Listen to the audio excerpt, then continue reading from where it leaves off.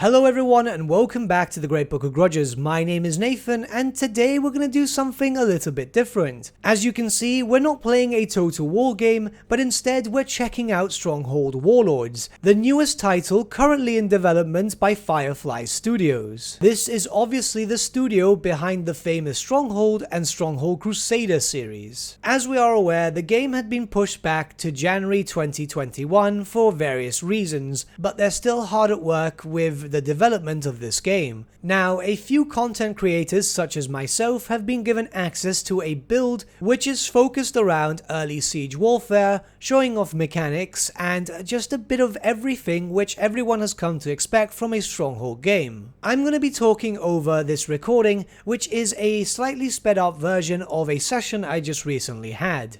But before we get into the nitty gritty, I just want to stress once again that this is an early development build, so if any bugs pop up, any screen jumping and so on, these things kinda happen. And I won't be going into too heavy detail regarding anything in specific, but rather give my thoughts of what I felt playing this game for, I believe it was a 3-hour session, repeating the same mission over and over. And of course, this is not a review, this is simply me stating what I've learnt from my playthrough so far. Stronghold Warlords is proving to be once again the same Stronghold format that we know and love, just a bit updated. This is nowhere near a negative comment. In fact, I personally love the Stronghold games, and seeing them stay to more or less the same format as they've always done, just obviously updating mechanics and graphics to fit with this new day and age, is absolutely perfect. Don't fix what isn't broken. During this new playthrough, we were only allowed to play one of the new factions. In truth, it was rather strange not playing as the typical Crusader faction which I am accustomed to. However, since it is a Stronghold game after all, it's easy enough to grasp the mechanics if you've played them before. Have a decent production of resources such as food, stone, iron and so on, create some weapons from the acquiring of these resources, and obviously build a mighty castle, if you're a castle builder. It is important to note that whilst this game is known for its castle building, not every player has to play that way. In truth, there are multiple playstyles. I myself am more of an aggressive player. Instead of building up fortifications, I'll strategically plan on where I can expand to and try to subjugate the local warlords in an effort to build up my strength to fight the enemy. It's the fact that this game presents the usual versatility in terms of playstyle, which is why I'm releasing this video today.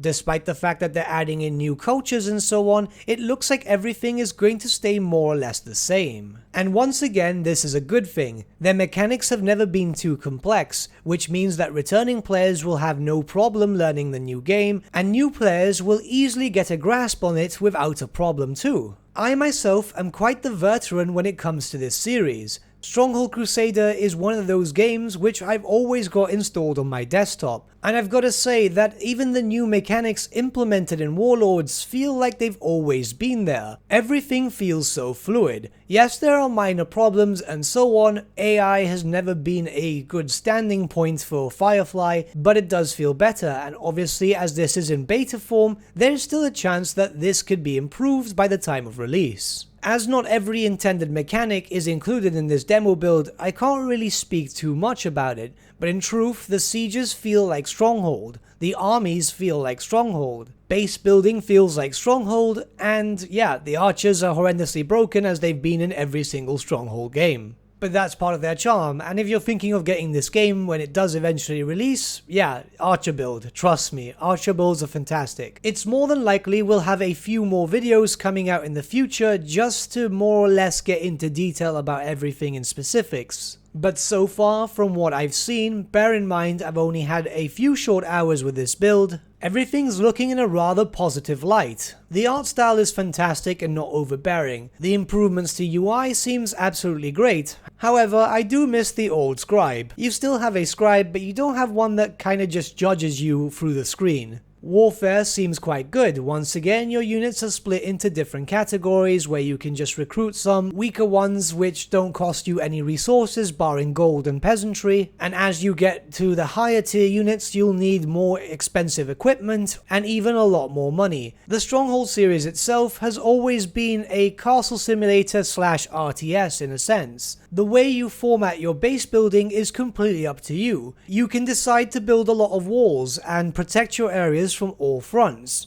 or you can decide to build a maze-like castle, which are quite popular. I myself prefer walling up my entrance in an effort to protect it, making good use of any possible space I have in my buildable area. I'm a more chaotic type of player. I don't follow a specific structure, especially with these types of games. Mass production and building up an army is my usual way to go in an effort to siege the enemy quickly. If you're able to force your enemy to a corner, it works quite well. They won't be able to build that much, and you'll be able to keep them there until you yourself want to launch your attack proper. My only true complaint during this playthrough is that the AI seems a bit too passive. It's probably most likely that they wanted to release a build with a standardized normal AI, but I'm used to fighting in harder difficulties, so this just seemed to slow me down in a sense as I was just relaxing more. Don't get me wrong, that's fine. In truth, this match lasted around, 30 minutes or so? Which was still quite an enjoyable experience. My only issue here is that if the AI is too slow for me, I normally slow down myself. The great thing, however, is that the AI seems to build quite a varied army. It's not building the same thing over and over, which was common in earlier games, meaning that you will have to build up a force to counter your enemies. However, as stated, archer builds are generally quite good.